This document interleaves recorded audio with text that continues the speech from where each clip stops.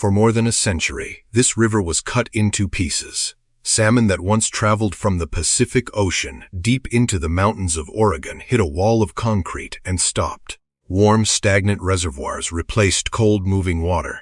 Algae blooms spread across the surface. Fish died by the thousands in bad years. And for the tribes who had lived with this river for generations, the silence was not just ecological, it was personal. Then something almost unheard of happened in the American West. One dam came down, then another, then two more. By the end of 2024, 4 massive barriers on the Klamath River were gone, and a river that many people had written off began doing what rivers do when they are finally allowed to move again. It carved a channel. It carried sediment. It cooled. It changed. And then, sooner than many people expected, salmon began pushing back into water they had not reached for more than 100 years. This is not a fairy tale about nature magically fixing everything overnight. The Klamath is still wounded, still monitored, still uncertain, but it is also one of the most powerful restoration stories in modern America. A dead river, 4 removed dams, and the first signs of life returning through the current. The Klamath River begins in the high desert and volcanic country of southern Oregon, then runs southwest through rugged mountains, forests, tribal lands, farms, and canyons before reaching the Pacific Ocean in northern California. On a map, it looks like one long blue line, but for most of the last century, it did not function like one connected river. It was broken into sections. The lower river still reached the ocean, but upstream habitat was locked away behind hydroelectric dams. For salmon, that mattered more than almost anything else. Salmon are born in freshwater, migrate to the ocean, then return years later to the same river system to spawn.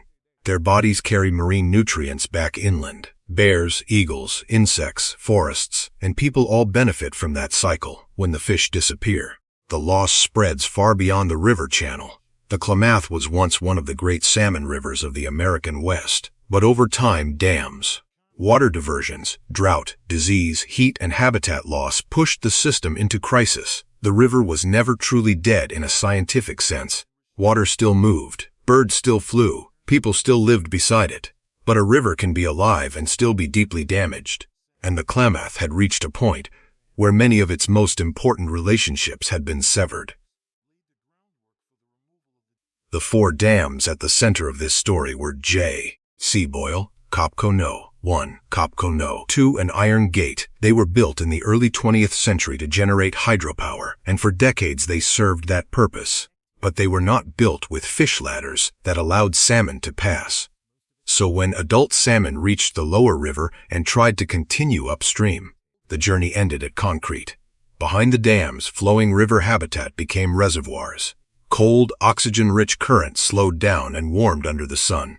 Sediment that would normally move downstream collected behind walls. In some years, water quality problems became severe. The dams were not the only reason the Klamath declined, and the story would be misleading if we blamed everything on 4 structures. Agriculture, drought, climate pressure, forest conditions, hatchery practices, and water politics all shaped the basin, but the dams created one simple physical fact. Salmon could not reach hundreds of miles of historical habitat. For tribes along the river, especially the Yurok, Karuk, Hoopa Valley, and Klamath tribes, this was not an abstract environmental issue. Salmon are food, ceremony, identity, treaty rights, and memory. When the fish runs collapsed, a way of life was cut down with them.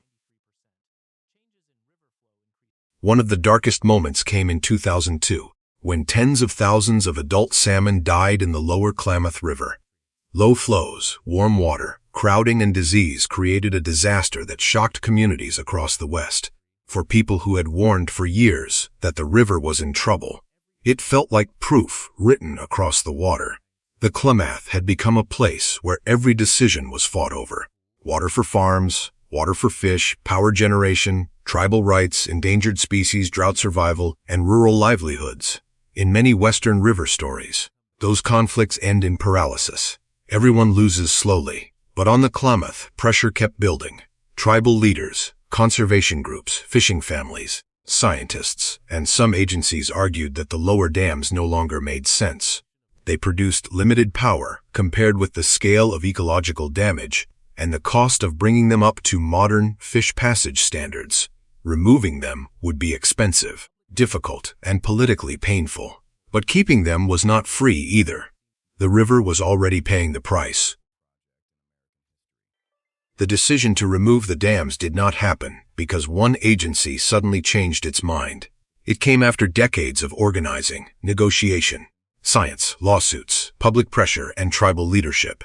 People marched, they testified, they studied fish disease, they challenged power companies. They sat through meetings where every sentence mattered. The campaign was not only about taking concrete out of a river, it was about forcing the country to ask a larger question. When a structure built for one generation keeps damaging another, how long should it stay? Eventually, the removal plan moved forward. Pacificorp, the former dam owner, transferred the project to the Klamath River Renewal Corporation.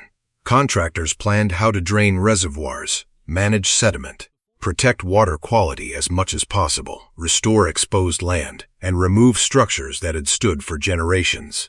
This was not like pulling a plug from a bathtub. A dam stores water, mud, debris, history, and risk. If removed badly, it can create a new disaster, so the restoration had to be engineered carefully, monitored constantly, and accepted with honesty. The river would get messy before it looked beautiful. Copco No. 2 was the first of the 4 to come down. Then the larger structures followed. Reservoirs were drawn down. Channels reappeared under water that had hidden them for decades. Old stumps, mudflats, and raw slopes emerged into daylight. To a casual viewer, some of the first images looked ugly. Brown water, exposed sediment, heavy equipment, broken concrete. But restoration often looks like destruction in its first act. A river that has been trapped does not immediately turn clear and sparkling. It has to move the material it was never allowed to move. It has to rebuild a bed, cut banks, sort gravel, and reconnect side channels when Iron Gate, Copco No. 1, Copco No. 2, and J.C. Boyle were removed. The Klamath did not become instantly healed. It became free to start healing. That difference matters. The removal opened access to more than 400 miles of river and tributary habitat in the upper Klamath Basin. For the first time in more than a century, salmon had a path, not a guarantee, a path. A weaker version of this story would skip the hard part, but the hard part is what makes the Klamath real. During the removal process, sediment that had built up behind the dams entered the river. Water became cloudy. Conditions changed quickly. In 2024, a large release of hatchery-raised juvenile Chinook suffered a serious die-off connected to gas bubble disease after passing through a temporary diversion tunnel. That was not the triumphant image anyone wanted. It was a reminder that rebuilding a damaged river is not simple, and even restoration projects can produce painful setbacks. Scientists and agencies had to adjust, monitor, and keep working. For viewers, this is important. Dam removal is not magic. It is a tool. It can restore movement, temperature patterns, sediment flow, and access to habitat, but it cannot erase a century of damage in a single season. The Klamath still faces drought, climate change, water allocation conflicts, disease risks, and degraded habitat in parts of the basin. The honest story is not that humans removed 4 dams and everything was fixed. The honest story is that removing the dams gave the river a chance to fix what only a living river can fix. Then came the moment people had waited generations to see. Salmon began moving into places that had been blocked for decades. Biologists documented fish passing former dam sites. Monitoring teams used sonar, tags, cameras, and field surveys to track where they went. For tribal communities, the return of salmon was not just a data point. It was emotional proof that the river still remembered its shape. A fish does not understand politics. It does not care about press releases. It follows temperature, current, scent, instinct, and survival. When salmon moved upstream after the dams were gone, they delivered a message more powerful than any speech. The route still mattered. The habitat was not erased. The river's memory had not been completely lost. Some fish reached far upstream into areas that had not seen ocean-going salmon for more than a century. Scientists will need years of data to understand how many fish return. how many spawn successfully, and how strong future generations become. But the first returns changed the emotional landscape. The question was no longer, will salmon ever come back? The question became, how far can recovery go if we keep giving the river room? Removing the dams was only the most visible part. Behind the scenes, restoration crews had another massive job, healing the land that used to sit underwater. When reservoirs drained, thousands of acres of exposed ground appeared. That land could not simply be abandoned. Without vegetation, wind and rain could carry sediment away. Invasive plants could take over, so crews seeded native plants, stabilized slopes, restored tributary channels, and worked to guide the first stages of recovery. This is the quiet labor that rarely makes headlines. A dam coming down gives people a dramatic image. A seedling pushing through former reservoir mud gives the river a future. Over time, native grasses, shrubs, willows, and cottonwoods can help hold soil, shade water, create insect life, and rebuild habitat complexity.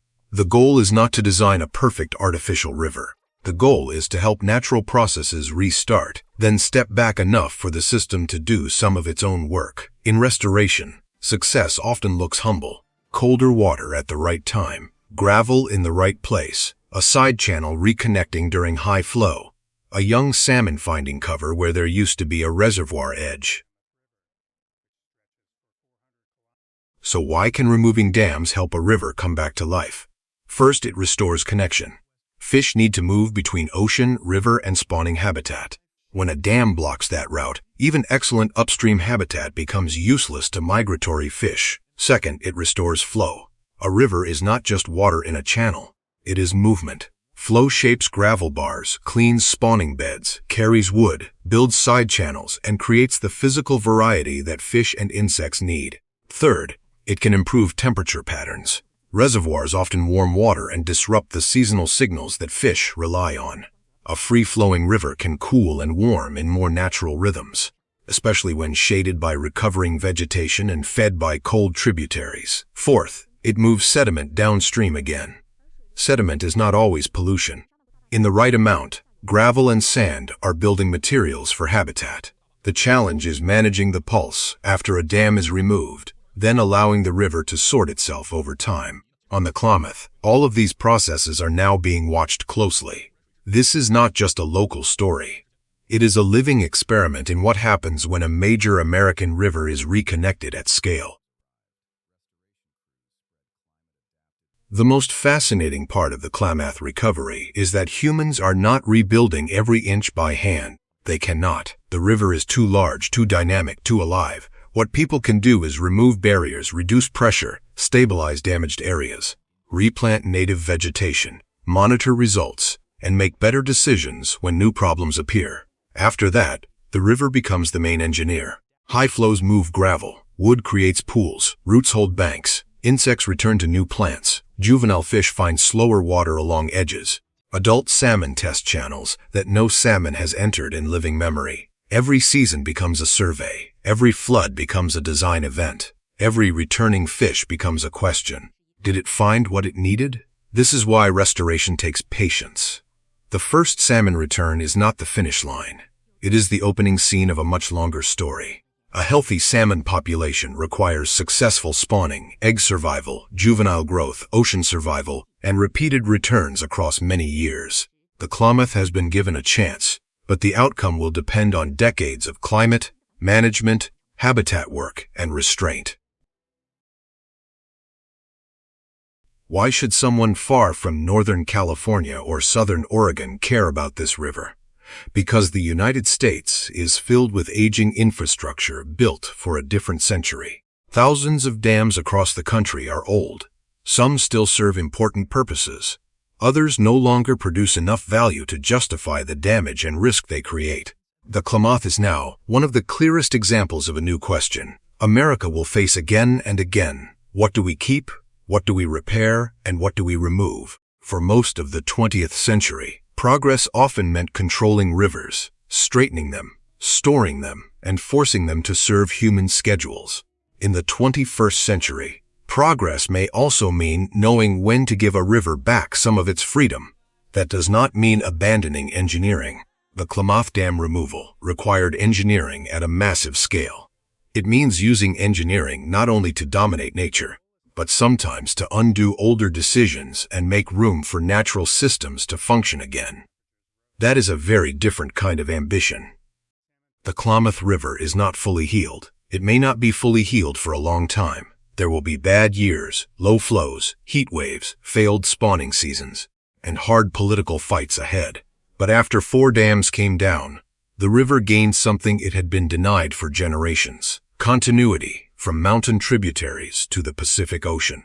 Life can move again. That movement is the beginning of recovery. Not a miracle, not a perfect victory, a beginning. And sometimes for a river once treated like it was already lost, a beginning is enough to change everything.